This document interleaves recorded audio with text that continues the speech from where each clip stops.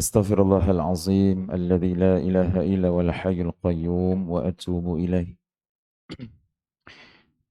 Ilahi Mustafa Rasulullah sallallahu alaihi wasallam wa ila arwahi abaihi wa ikhwani minal anbiya'i wal mursalin salawatullah wassalamu alaihi ajma'in. Syai'il Fatihah.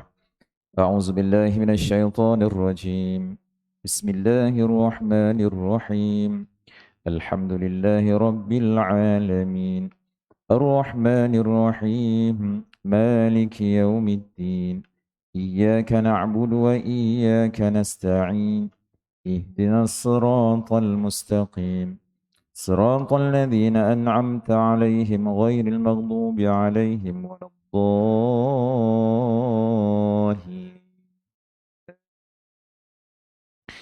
السلام عليكم ورحمة الله تعالى وبركاته. Alhamdulillah. Alhamdulillahi Rabbil Alamin. Wassalatu wassalamu ala ashrafil anbiya'i wal mursalin. Wa ala alihi wa sahbihi ajma'in. Rabbi shrah li sadri wa yassir li amri. Wahlul uqdatan min lisani yafqahu qawli. Subhanaka la ilma lana illa ma'allamtana. Innaka antal alimul hakim. Wa la hawla wa la quwwata illa billahil aliyil azim. Wa amma ba'. Yang saya hormati Tuan Pengerusi, para imam, para bilal, para noja, para EJK, bapak-bapak, para asatizah, tuan-tuan guru, para alim ulama, para asatizah, datuk-datuk, datin-datin, YB, ya. YB bukan yang berhormat, yang bersara dan yang bersandar, ya. Diucapkan alhamdulillah, ya. Banyak-banyak terima kasih kepada pihak surau di atas jemputan dan di atas kurniaan Allah Ta'ala kepada kita semua dapat meneruskan kehidupan pada hari ini. Kita sudah masuk berapa Zulhijjah, tuan-tuan? Baru habis kan? Baru habis korban. Jadi 14 14 masuk 15. Kita sudah masuk pertengahan bulan Zulhijjah. Lepas ni kita dah nak masuk awal Muharram, tahun baru. Sekejap je tuan-tuan, pejam selit, dah tahun baru. Umur bukan semakin lama semakin muda. Semakin lama. Saya pun umur semakin lama dan kita pun semakin dekat. Kita akan kembali ke rumah kita yang kekal abadi. Tidak ada orang yang akan kekal selama-lamanya dekat dunia ni yang dia kata, rumah saya yang paling besar, saya akan bawa semua rumah-rumah saya yang ada, isteri-isteri saya semua yang ada akan ikut saya. Tidak tuan-tuan. Isteri pun akan kembali ke rumah dia dan mungkin akan berkahwin dengan orang lain. Kita duduklah seorang-seorang kat rumah kita yang kegelapan itu. Apakah kesudahannya? Itu ikut kepada niat ataupun sepanjang perjalanan hidup kita menuju Allah Subhanahu Wa Taala. Adakah kita ingat dengan Allah Ta'ala? Adakah kita ingat dengan Nabi SAW? Untuk diri saya dan kepada kita semua tuan-tuan. Bukannya diri ini sebagai diri yang sangat hebat. Tidak. Tapi sebagai perantara untuk kita ingatkan sesama kita. Sesungguhnya rumah yang kekal abadi iaitu di alam barzah itu. Yang orang akan nak cepat sebenarnya untuk kembali. Sebab itu jenazah itu jangan dilambat-lambatkan. Ada itu ditunggu dilama-lamakan jenazah. Kenapa? Kena tunggu anak dulu. Kena tunggu pak cik saudara, pak menakan, mak menakan, nenek nak jumpa. Dah meninggal tuan-tuan, dah meninggal. Jadi kita doakan kalau tak sempat, kita doakan untuk dia. Bacakan surah Fatihah, bacakan doa. Bukan kena tunggu sampai 2 hari macam orang kafir tuan-tuan. Tunggu sampai diupah menangis pula. Berhari-hari. Kalau banyak menangis lagi tinggi mahal dia punya. Kalau kuat lagi nangis, lagi banyak dapat duit. Itu orang pesen tak tahulah. Orang Cina nak marah, marahlah. Sampai sanggup. Anak tak menangis pun, dia upah orang lain suruh menangis untuk mak dia yang meninggal. Apakah patutnya? Sampai meraung-raung. Sebab itu Nabi SAW mengingatkan bagi pihak waris, Jangan kita sampai meraung-raung, sampai kita membuat perkara yang tidak sepatutnya di luar jangkaan kepada mak ayah kita, bapa kita, pak cik kita, ya. Yang sudahlah berlalu, dan kita doakan kepada mereka supaya mereka tergolong dengan golongan siddiqin wasyuhada'i wassalihin, dan dipercepatkan sebab mereka-mereka yang tidak sabar-sabar menunggu, iaitu riyadil jannah, kubur itu sebagai taman-taman syurga. Bila orang yang meninggal ini banyak pahalanya, sebenarnya dia dah tak sabar dah nak menunggu rumahnya yang penuh dengan kebahagiaan di alam barzakh. Itu di awal. Allah telah perlihatkan kecantikan, keluasan rumah dia yang sebenarnya di alam barzakh. Sebab itu kita lambat-lambatkan dia meraung-raung kesakitan. Kenapa aku dilambatkan? Kenapa aku dilambatkan untuk masuk ke alam barzakh? Tuan-tuan dirahmati Allah Taala, bukan nak cerita alam barzakh hari ini, tapi nak nak bagi ingatkan kepada semua, kadang-kadang kita terlupa dan terleka, bahawa kita tidak selama-lamanya akan berada di atas dunia ini, tuan-tuan. Tuan-tuan dirahmati Allah Subhanahu Wa Taala, rasanya sudah hampir masuk 2 bulan, Sebulan yang lepas tak sempat kita nak jumpa. Kita jumpa sebulan sekali, nasib baik tak sampai 3 bulan, cuti bersalin. 3 bulan. Ni baru 2 bulan. Okeylah. Jadi tuan-tuan dirahmati Allah Taala, kita sambung perbincangan kita dalam kitab Panduan Lengkap Formula Solat Sempurna yang dikarang oleh Dr. Zaharuddin Abdul Rahman. Dulu pensyarah di Universiti Malaya, sekarang ni saya tak pasti. Di antara pakar rujuk fiqh di Malaysia sekarang ni.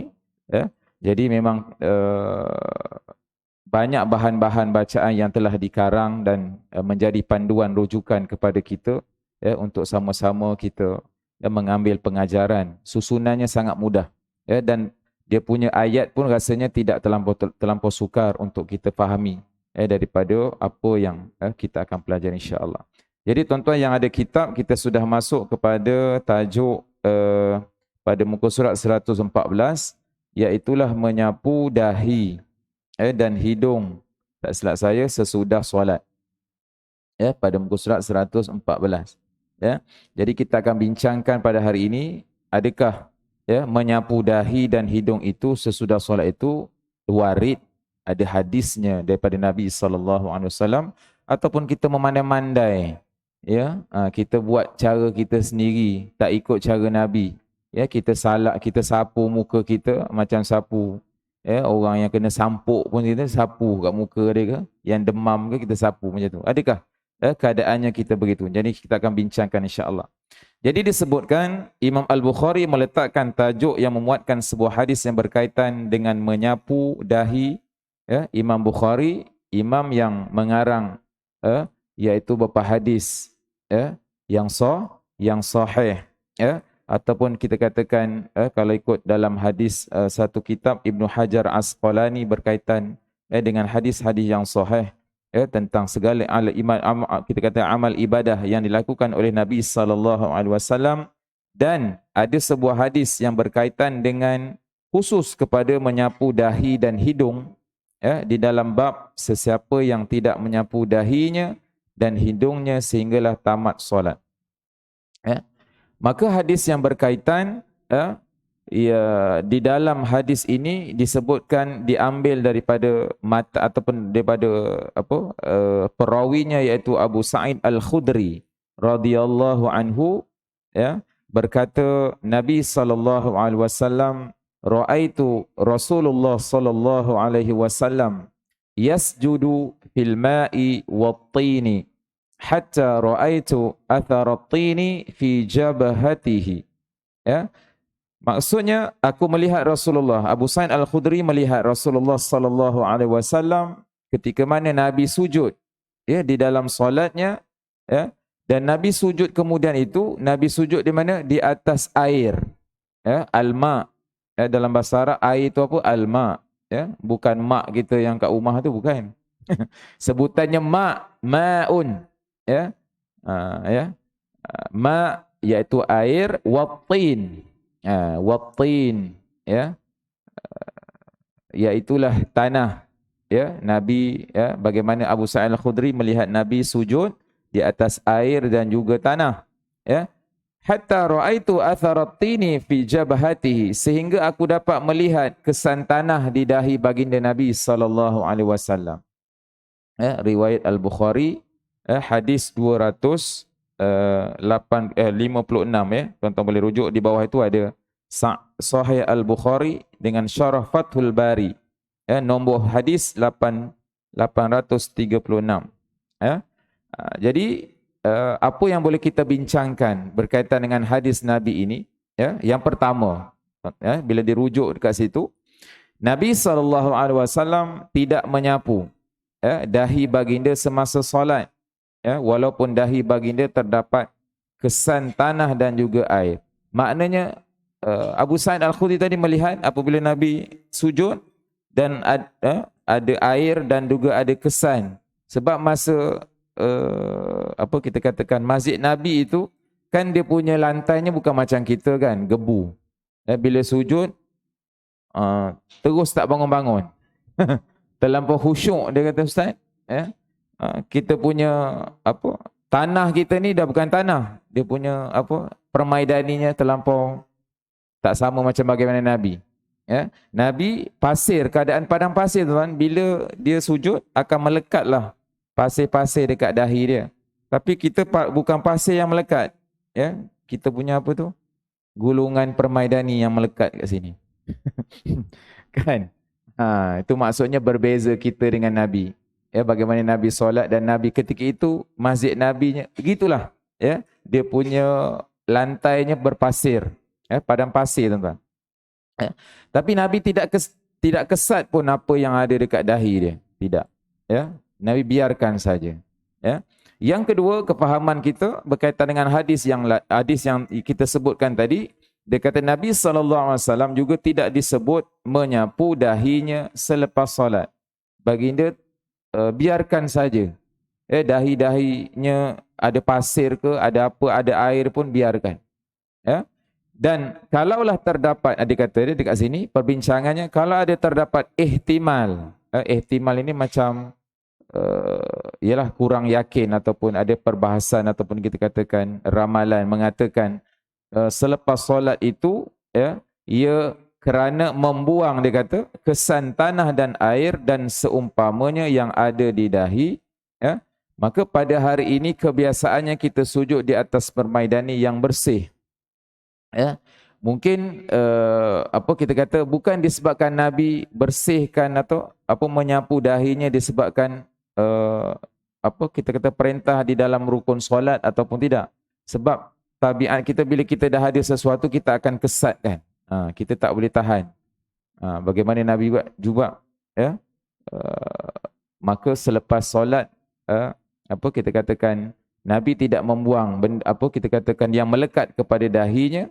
Ya, jadi di situ tidak dikatakan kita perlu menyapu ya, dahi ataupun hidung kita, ya, daripada selepas solat. Ya. Maka kita rujuk balik semula, dia katakan maka keperluan menyapu dahi juga bukanlah kepada perbuatan solat. Malah yang sahihnya Nabi SAW tidak melakukannya. Al-Hafiz Ibn Hajar Al-Asqalani Asy-Syafi'i mengatakan jika Nabi SAW melakukannya, maka ia tindakan menyapu habuk, debu dan juga kesan tanah di dahi baginda, yang mana ia termasuk dalam bab jibiliyah. Jibiliyah. Jibiliyah tu apa Ustaz? Macam jahiliyah je bunyinya. Ya, bukan jahiliyah. Jibiliyah itu perkara semula jadi kemanusiaan. Iaitu biasanya tuan-tuan, kalau kita ada sesuatu debu, ya, bertumpuk dekat muka kita, kita akan sapu kan. Kita mana selesa, ya, muka kita, mata kita berabuk, ya. Jadi kita tu bukan disebabkan solat mesti sapu, wajib sapu, tidak. Sebab ada sesuatu yang menghalang kita dekat wajah kita, kita sapu. Bagaimana juga Nabi SAW, ya. Tindakan yang apa Nabi buat itu bukan disebabkan faktor lepas mayang kena sapu, tidak. Ya, itu hanya faktor sebagai kita katakan perkara yang ialah ada kekotoran yang Nabi akan buang. Just itu saja. Ya. Sebab kita tahu memang zaman Nabi itu memang semuanya akan sujud dan akan melekat semuanya di dahi. Ya, pasirnya akan melekat. Ya, walaupun demikian, menurut ulama dalam mazhab Syafi'i, perbuatan menyapu dahi selepas solat itu digalakkan. Ya, digalakkan. Bukan saya kata, bukan kita katakan, oh tak boleh, batal solat. Tidak. Ya, ataupun ini adalah perkara yang bid'ah. Tidak. Ya, dia ada hadisnya. Ya, ada hadisnya. Ya, iaitu dalam berdasarkan dalam satu hadis yang lain. Ya, tuan-tuan boleh rujuk di situ. Dalam Sahih Bukhari juga ada disebut. Ya, kana Rasulullah sallallahu alaihi wasallam iza qada salatahu masaha jabhatahu biyadihi al-yumna thumma qala asyhadu an la ilaha illallah hur-rahmanur rahim Allahumma adhhib 'anil ham wal hazan. Ya, saya tengok ramai juga yang buat, kan, kita sapu. Ada orang yang baca Allahumma adzib hanil hammi wal hazan. Apa maksudnya? Kita baca tapi tak tahu maknanya. Ya, ada orang yang mengamalkan sebab ada ustaz yang beritahu dia boleh. Ya, memang ustaznya buat begitu. Jadi diikut betul ke ustaz? Memang ada hadisnya. Ya, berkaitan dengan apa yang tuan-tuan buat itu. Ya, bukan tak ada. Jadi maksudnya apa tuan-tuan? Rasulullah sallallahu alaihi wasallam apabila selesai idza qada salatahu, apabila selesai sahaja solatnya, masaha jabhatahu, telah maka baginda menyapu mukanya dengan tangan kanannya. Menyapu dengan tangan kanannya. Kemudian Nabi berkata, asyhadu an la ilaha illallahur rahmanur rahim. Ya. Ya. Iaitu apa? Aku bersaksi tiada Tuhan melainkan Allah. Allah lah Tuhan yang maha mengasihi, penyayang lagi maha mengasihani. Ya. Allahumma adhhib 'anil hammi wal hazan. Apa maksudnya? Ya Allah, hilangkan daripadaku kesedihan dan juga kedukacita. Duka cita. Ya, itu maksudnya. Ya. Kadang-kadang kita baca doa ni tapi tak tahu maknanya apa. Ya.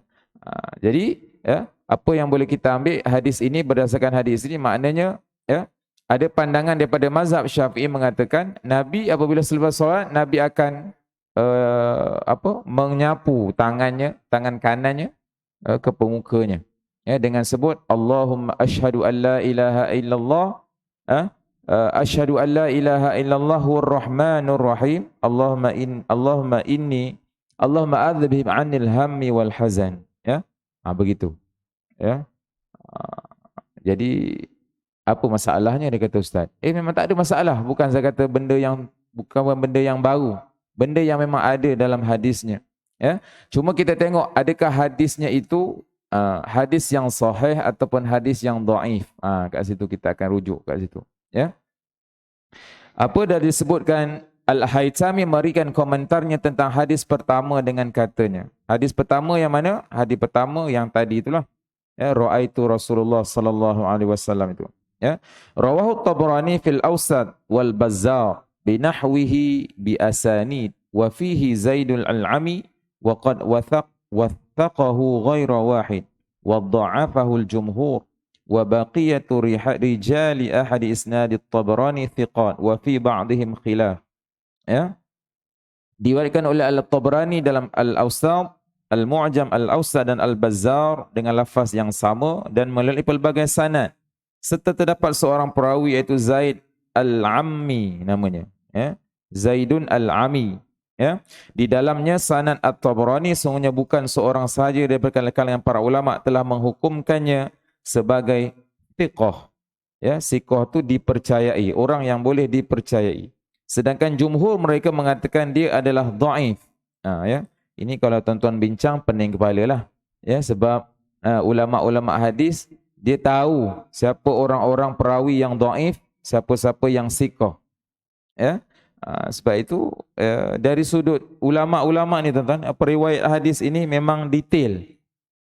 Kita katakan sehingga kan kalau tak bagi makan haiwan pun dikata tak thiqah. Maknanya menipu. Itu pun boleh dijadikan sebagai unsur tidak menjadikan dia orang yang boleh merawikan hadis.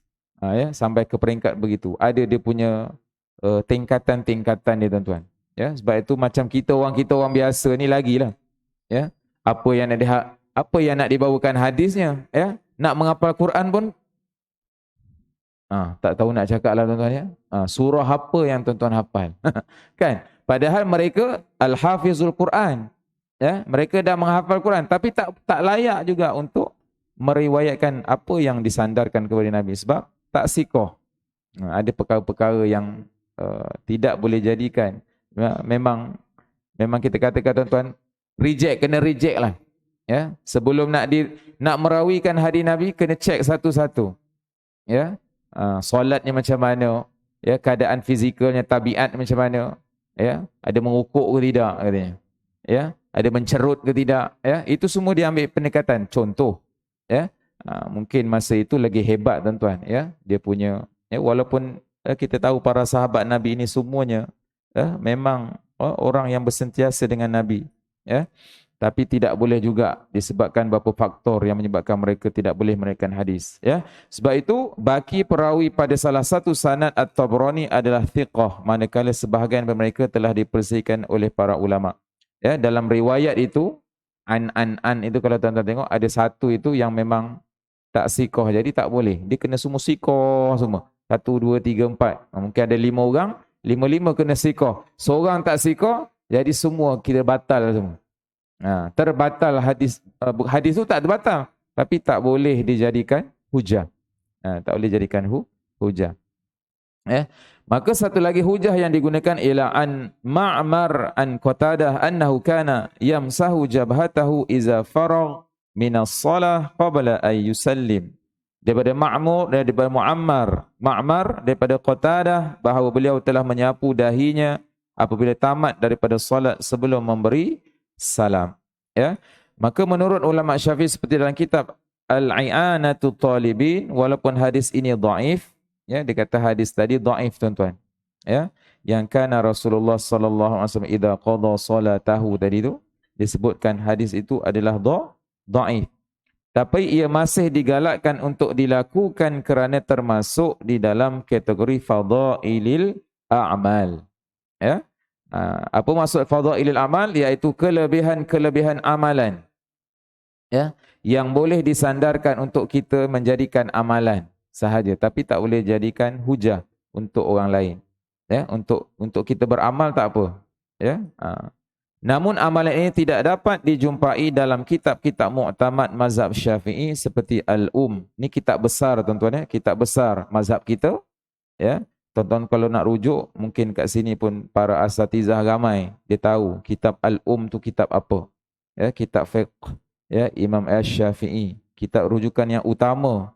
Ya, kalau orang-orang yang belajar di universiti, dia tahulah kitab Al-Um tu kitab, kena rujuk dulu kitab yang pertama sebelum rujuk kitab-kitab yang lain. Inilah kitabnya Al-Um, Rawdah At-Talibin, Tuhfadul Muhtaj, ya, Nihayatul Muhtaj. Ini semua kitab-kitab mazhab Syafi'i. Ya. Jadi tuan-tuan yang nak belajar, nanti nak sambung belajar kan, tuan-tuan kena rujuk ni. Semua kena baca kitab ni. Ni Al-Um, Rawdah, Tuhfatul, banyak ni. Ya. Sebab tu saya katakan, tuan-tuan nak pergi kaji cari satu kitab, 2, 3, 4, 5 kitab ni bila masanya tuan-tuan? Tak ada kan? Tapi Dr. Zaharuddin dia telah menyemaknya dan dia jadikan kitab ini. Dia telah rujuk semua kitab itu dan dijadikan, dikeluarkan satu hukum daripada situ. Jadi kita tak perlu nak rujuk satu-satu ni. Kitab utama daripada mazhab Syafi'i ni, pensan tuan-tuan. Kita pun entah mana entah perginya. Lama-lama tutup, tidur. Sebab ini orang ahli apa? Kita kata ahli fiqh, dia akan cari sampai jumpa hadis yang betul-betul ke ada hadisnya sebenarnya ustaz. Sebab ada beberapa kitab memang tak ada benda berkaitan dengan apa menyapu dahi ni. Jadi sebenarnya ada di situ hadis. Cuma hadisnya dhaif. Tetapi boleh diamalkan. Kita boleh amalkan, bukan sebagai makruh, tidak. Kita tidak berhukumkan sebagai makruh. Jadi kalau kita nak buat, kita buat je. Cuba jangan pertikaikan. Orang yang tak kata mana ada. Mana ada Nabi buat? Tak ada pun. Ini ada beberapa kalangan kita pun dia akan ada apa kita katakan berdebat dengan hadis ini. Kan? Jadi kita sambung semula justru menisbahkan pendapat menyapu muka selepas solat kepada mazhab Syafi'i masih boleh dipertikaikan. Ya, kerana ia mungkin pendapat peribadi beberapa ulama bermazhab Syafi'i dan bukan pendapat mazhab. Maka seluruh mazhab Syafi'i kita katakan semua ya yang berpendapat dengan mazhab, bukan semua yang mengatakan warid daripada Nabi, tetapi sebahagian sahaja. Kita tak kata ini direct betul mazhab Syafi'i, tidak. Ya, sebahagian ulama daripada mazhab Syafi'i mengatakan dibolehkan kita menyapu muka, bukan kata haram, tidak. Ya, ada sandaran di situ. Jadi tuan-tuan jangan marah ataupun jangan kata pertikaikan jika orang nak sapu muka, ya, nak sapu hidung. Dia kata cuma cara sapu hidung tu macam mana ustaz, gosok-gosok macam tu ke? Ya, begitu ke? Nanti kita rujuk tengok macam mana, ya. Sapu muka sebelum tamatnya solat. Ya, manakala amalan menyapu muka sebelum tamatnya solat pula tidak digalakkan. Mana biasanya kita akan sapu selepas solat, bukan sebelum solat. Sebelum solat mana sebelum bagi salam lah. Kita dah sapu. Ya, itu dia kata sapu muka sebelum tamatnya solat. Maka sebelum bagi salam dah sapu muka. Itu yang tak boleh. Anna Rasulullah sallallahu alaihi wasallam qala inna minal jufa ayyukthira ar-rajul masaha jabhatihi qabla al-faragh min salatihi. Bahawa Rasulullah sallallahu alaihi wasallam ya, sesungguhnya dia kata bahawa Rasulullah bersabda, sesungguhnya di antara perkara yang termasuk di dalam kebiadaban, biadabnya ataupun kekasaran ialah apabila seorang lelaki itu banyak menyapu dahinya sebelum selesai daripada solat. Jadi tuan-tuan, kalau kita tengok orang yang belum habis solat tapi dah sapu mukanya macam mana? Itu bukan dinamakan pergerakan ke? Kan, pergerakan. Sebab tu ada orang gatal mukanya sapu muka kan. Ya, tuan-tuan perasan? Ya. Dia tak tahu lah, tapi ada kan. Kita kalau gatal mazhab Syafi'i tak boleh kan lebih pergerakan daripada 3 kali kan? Itu kalau dah sapu tu berapa kali pergerakan gitu. Ya. Itu yang takut batal tu. Ya. Jadi berhati-hatilah tuan-tuan, kalau kita rasa gatal tunggu selepas solatlah gatal. Ya, tuan-tuan nak garuk ke, tuan-tuan nak pakai garpu ke, ya, muka tuan-tuan tu ya terlampau gatal, miang lah muka saya ni, nak tuan-tuan nak basuh, itu selepas solat. Memang kita dekat situlah disebutkan tadi, Nabi kata satu kebiadaban, satu kita katakan tidak terbaik lah, ya. Sebab tu orang yang dalam tuan-tuan baca dalam hadis berkaitan dengan orang yang mencuri di dalam solat, ya, rupanya bukan mencuri harta orang saja yang tak boleh, mencuri di dalam solat pun ada. Siapa dia pencuri di dalam solat? Tuan-tuan, pencuri dalam solat iaitu orang yang tidak menyempurnakan tomak ninahnya di dalam solat. Iaitu apa dia? Maknanya kadar subhanallah, ya, ataupun kita katakan kadar tasbih di dalam setiap pergerakan kita. Tasbih iaitu dalam sujud, rukuk. Maknanya rukuk kita itu sepatutnya paling yang biasa tuan-tuan baca apa? Subhana rabbiyal azimi wa panjang tu. Sepatutnya subhanallah pun dah cukup dah. Boleh. Tak ada masalah. Tapi ini bukan subhanallah. Baru nak habis dah bangun dah. Baru cup je. Dah habis dah. Dah bangun daripada sujud. Ataupun kita dah rukuk. Makna perkataan subhanallah pun tak cukup.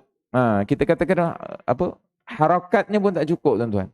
Ya, itu saya kata semayang, ya, kena semayang ni bukan sekadar solat saja, kena perhatikan. Ya, sebab kadang-kadang anak kita, ya, dia kata bukan atak kita, atuk kita, dia kata. Atuk kita pun dia kata itu saya tengok atuk saya pun macam tu ustaz, dia katanya. Ya, cucunya mengadu. Ya, atuk saya pun semayang macam saya juga. Patuk, ya. Kami laju atuk semayang. Kenapa? Sakit pinggang apa? Ya, dah tak larat, ya. Sebab saya katakan, kalau kita tak larat kan Islam kata kita dipermudahkan ada semayang duduk, kita ada semayang baring, kan? Itu mudah, kita kata mudahnya Islam itu dipermudahkan. Kita ada ilmunya, kena belajar. Ya. Kalau kita sakit belakang ke apa, memang tak boleh, ustaz saya tak boleh berdiri, ya. Tuan-tuan boleh duduk. Ya, kita boleh duduk dan semayang. Ya, kita boleh baring. Kalau tak boleh duduk, ustaz sakit juga, tuan-tuan baring, semayang secara baring. Hanya pergerakan badan kita, ya. Tapi sebab kita tak belajar tu, kita mesti wajib berdiri. Kan? Kat situ yang salahnya. Ya, sampai bila pun kita tak tahu. Sebab itu kita kena belajar. Solat itu perlu dipelajari. Ya. Jadi tuan-tuan dirahmati Allah Ta'ala, ya, maka disebut di situ perkataan al-jufa'a. Ada dalam hadis itu disebut jufa'a, itu maksud apa? Dihuraikan oleh ulama sebagai satu tindakan yang tidak serius, seolah-olah berpaling daripada solat. Maknanya macam tak nak solat lah. Ya. Dia sapu mukanya sebelum bagi salam tu, sapu mukanya. Ya. Macam orang, ya, apa tak tahulah. Dan tidak disukai kerana tindakan itu menafikan kekhusyukan kita dalam solat. Sebab kata Imam Syafi'i, dalam mazhab Syafi'i memang lagi hebatlah tuan-tuan. Pergerakan kita memang tak boleh lebih banyak-banyak. Berbanding dengan mazhab yang lain. Mazhab yang lain kita tengok, ya, boleh pegang Quran, ya, boleh baca, ambil Quran, letak balik. Kemudian ada yang tu buang kahak pun masuk dalam tu pun boleh. Tuan-tuan pergi dekat Mekah tu macam-macam perangai dia. Saya katakan itu mazhab lain, mazhab mereka. Ya, kita jangan ikut mazhabnya. Ya, kita mazhab Syafi'i, kau nak ikut mazhab Hanafi dekat sana. Ada waktu-waktu tertentu boleh ikut tuan-tuan, bukan semua. Bila tuan-tuan dah ikut mazhab mereka, tuan-tuan kena mulakan daripada awal. Dia punya wuduknya, solatnya, cara macam mana mazhab Hanafi semayang, macam mana cara mazhab Hanafi berwuduk. Berbeza. Kan? Tapi ada beberapa part yang tabung haji kata kita kena ikut. Sebab tak boleh. Kalau tak ikut, maka kita akan menyusahkan kita. Contohnya macam mana? Di mana? Ketika tawaf tu kan. Kalau kita tawaf, kita akan bertembung dengan orang lain kan. Dengan perempuan-perempuan Arab ke, perempuan Melayu ke. Kita akan tersandar. Dah batal. Ya. Tuan-tuan nak keluar daripada tawaf tu ke tempat wuduk. Tuan-tuan tahu berapa jauhnya. Dia tak jauh. Tapi nak keluar tu agak sukar. Ya. Jadi kalau kita tak ikut mazhab Hanafi ketika itu, ya, yang mengatakan terus je, jangan tengok, jangan ditengok-tengok lagi, terus je terus buat saja. Ya. Memang menjadi kesukaran dan menjadi mudarat kepada kita. Memang asyik kena batal. Kejap lagi sebelah kanan pula batal, sebelah kiri batal. Tuan-tuan asyik nak keluar, lama-lama tak tawaf lah. Ya, asyik keluar masuk nak ambil wuduk. Ya. Itu saya katakan ada masa memang kita perlu ikut mazhab yang lain. Ya. Ketika dalam keadaan darurat, bukan semua tuan-tuan dalam tempat kita kena ikut. Ya. Jadi itu benda itu perlu dibelajar. Okay, tuan-tuan rahmatullah ta'ala, sikit lagi. Ya. Dan kita masuk kepada kesimpulan. Ya. Setelah melihat kepada perbincangan para ulama fiqh dan hadis, maka penulis berpandangan sekiranya terdapat individu yang ingin beramal dengan amalan ini, maka berdasarkan hadis dhaif di atas, ya, mereka disarankan untuk melakukan perlakuan yang sama seperti yang disebut di dalam hadis dhaif, iaitu menyapu dahi dengan tangan kanan, bukan dengan tangan kiri. Pelik pula tangan kiri. Ya. Ada kata ustaz tangan kanan saya tak berfungsi, jadi saya guna tangan kiri. Tak tahulah. Ya. Mungkin tangan saya dah tangan kanan saya dah stroke. Tak boleh, saya guna tangan kiri. Ya. Kalau dah tak ada tangan kiri itu tak payahlah tuan, tak payah dah sapu dah. Ya. Tak payah sapu dah. Dan bacalah doa yang disebut dalam hadis tersebut, iaitu tadi apa? Asyhadu an la ilaha illa war-rahman ar-rahim. Allahumma anni adhhab annil hammi wal hazan. Itu doanya. Tuan-tuan baca. Ya. Tidak beriktikad bahawa amalan ini adalah sunnah Rasulullah sallallahu alaihi wasallam. Kita tidak boleh iktikad itu percayalah. Maknanya ini Nabi memang buat. Tidak. Just kita amalkan sebagai fadhailul a'mal.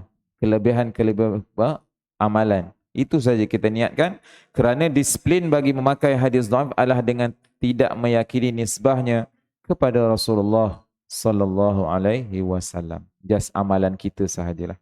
Ya. Yang ketiga tuan-tuan, tidak beriktikad bahawa amalan ini pasti membawa sesuatu kebaikan berbentuk pahala dan kerohanian. Kerana kebaikan dalam bentuk ini hanya boleh diyakini jika ia datang daripada hadis sahih ataupun hasan. Tetapi apabila ia datang daripada hadis yang dhaif, kita hanya boleh berharap agar mendapat sesuatu kebaikan. Ya. Jadi kita kena fahamlah. Oh, dia kata ustaz dah tentu lebih pahala saya daripada orang lain. Orang lain tak banyak pahala, aku banyak pahala sebab aku sapu. Ya, lepas tu aku berdoa. Jangan, tak boleh tuan-tuan. Ya, just kita mengharapkan sesuatu kebaikan daripada perkara yang kita buat itu sebab bukan sandarannya 100% daripada Rasulullah sallallahu alaihi wasallam dan tidak menjadikan ia setanding ataupun seperti ibadat khusus. Ya, ibadat khusus itu mesti macam satu perkara yang kemestian mesti kita buat, tidak. Ya, perlu disedari bahawa ia perbuatan yang mustaqil, iaitu terasing daripada pergerakan asal solat. Ringkasnya, bolehlah ya dianggap ia sebagai satu pergerakan yang dibuat di luar solat. Mana dah habis semayang tuan-tuan baru kita sapu. Tidak ada mengena kaitan kita di dalam solat. Ya, buat ke tak buat itu tidak ada menjadi masalah, bukan membatalkan solat. Jadi kalau tuan-tuan tengok aksi menyapu dahi yang tidak digalakkan macam-macam tu tuan-tuan ya, dalam gambar tu ya. Ada yang daripada atas kepala pun ada, ya, daripada dahi pun ada, ya, daripada tutup muka pun ada. Ya. Ya, dia kata mana yang mana yang boleh ustaz? Ya. Ataupun daripada atas macam tu. Macam mana tu gayanya? Ya. Maknanya kita sapulah, kita menyapu muka itu memang kita sapu sajalah, bukan sebahagian saja. Ya, sapu. Ya. Bukan sapu-sapu macam orang apa ni kan, ya. Nampak macam pelik tuan-tuan ya. Iaitu menyapu dahi dan hidung. Dia menyapu dahi dan hidung sekali jalan saja. Ya. Cuma ya, saya katakan apa yang menjadi kesalahan itu mungkin berlebih-lebihan dari sudut kita kata menyapu ya, tangan kita ke bahagian muka dan ke bahagian hidung. Wallahu alam tuan. Okey, kita masuk kepada perkara yang ke-20, mengangkat tangan dan membaca doa secara berjamaah. Kita ada masa sikit lagi. Okey tuan-tuan dan rahmatullah taala. Kita masuk kepada mengangkat tangan, iaitu kita mengangkat tangan dan berdoa. Ya. Adakah warid daripada Nabi sallallahu alaihi wasallam, ya?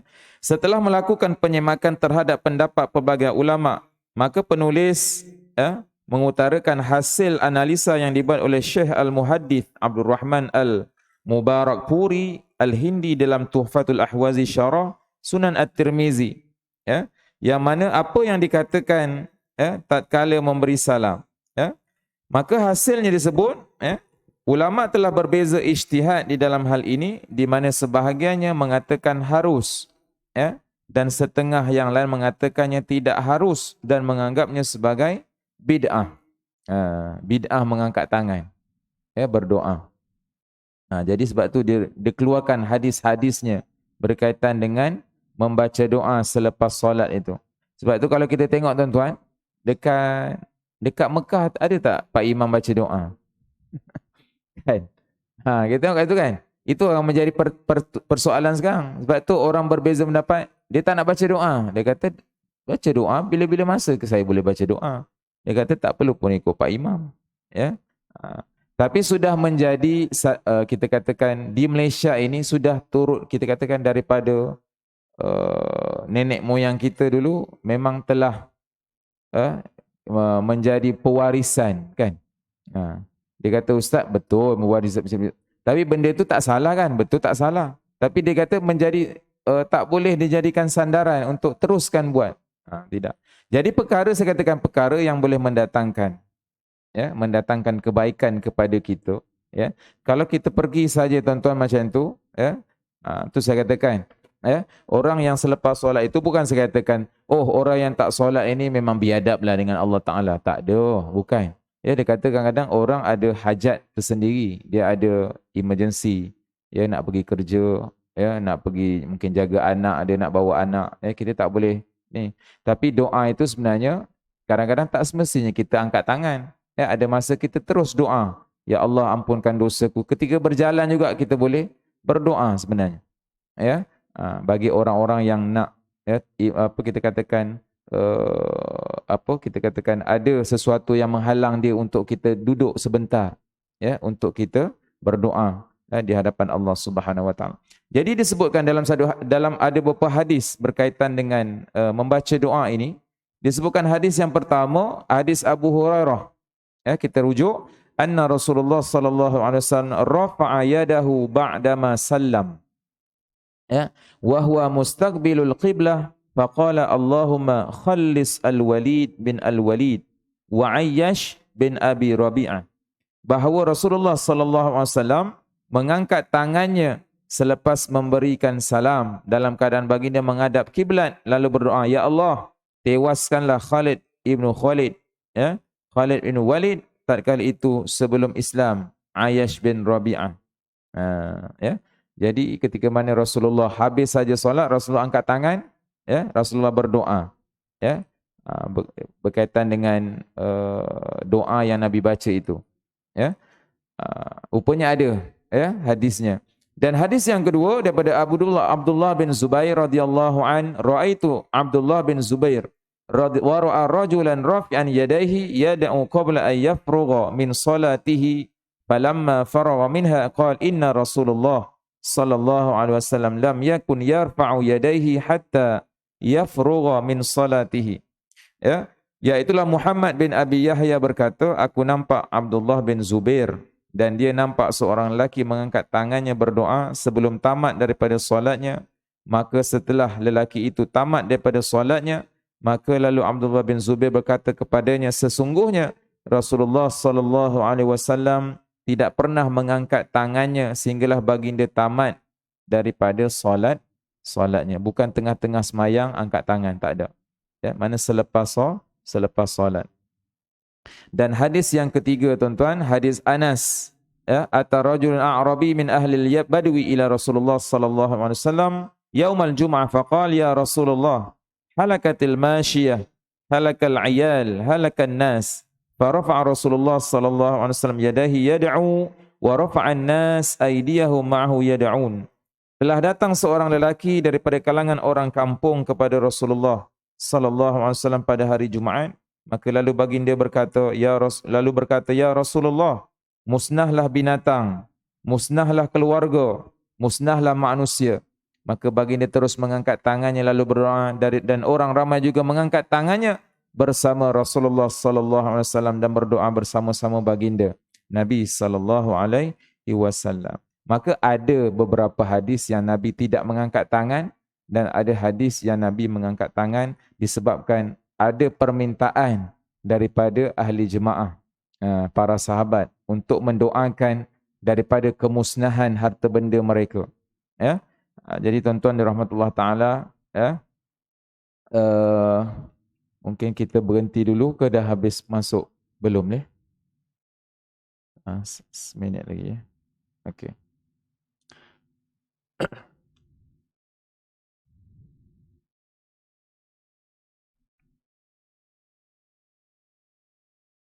Masa macam panjang pula saya cakap benda ni. Okey, tak apa, ya. Kita bagi laluan sekejap, ya, sebelum saya berhenti, ya. Kita untuk bagi laluan kepada azan, ya. Apa yang mungkin kita akan bincangkan, mungkin tak sempat untuk minggu ni ataupun bulan ni, kita akan sambung nanti pada bulan hadapan insya-Allah, ya. Jika diizinkan Allah Taala, jadi kita cukup sekadar ini dulu. Ya, kita akan masuk nanti berkaitan dengan, kita akan bincangkan 3 hadis ini berkaitan dengan mengangkat tangan dan membaca doa, ya, secara berjamaah, adakah warid daripada Nabi sallallahu alaihi wasallam ataupun tidak, dan insya-Allah kita akan menyimpulkan, buat kesimpulan daripada apa yang telah dibentangkan oleh Dr. Zaharun insya-Allah. Kita tutup dengan tasbih kafarah dan surah wal subhanallah bihamdihi subhanakallah bihamdika asyhadu an la ilaha illa anta astaghfiruka wa atubu ilaik. Bismillahirrahmanirrahim. Alhamdulillahirabbil alamin wassalatu wassalamu ala asyrafil anbiya'i wal mursalin wa ala alihi washabbihi ajma'in. Allahumma ij'al jam'ana hadza jam'an marhuma wa tafarruqana min tafarruqa ma'suma wa la taj'al illahumma fina wa la ma'na wa la shaqiyya wa la mahruma bi rahmatika ya arhamar rahimin. Rabbana atina fid dunya hasanah wa fil akhirati hasanah wa qina adzaban nar. Wassallallahu ala sayyidina Muhammad wa ala alihi washabbihi baraka wasallam. Walhamdulillahirabbil alamin.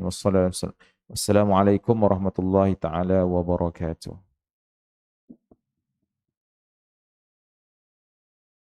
الله أكبر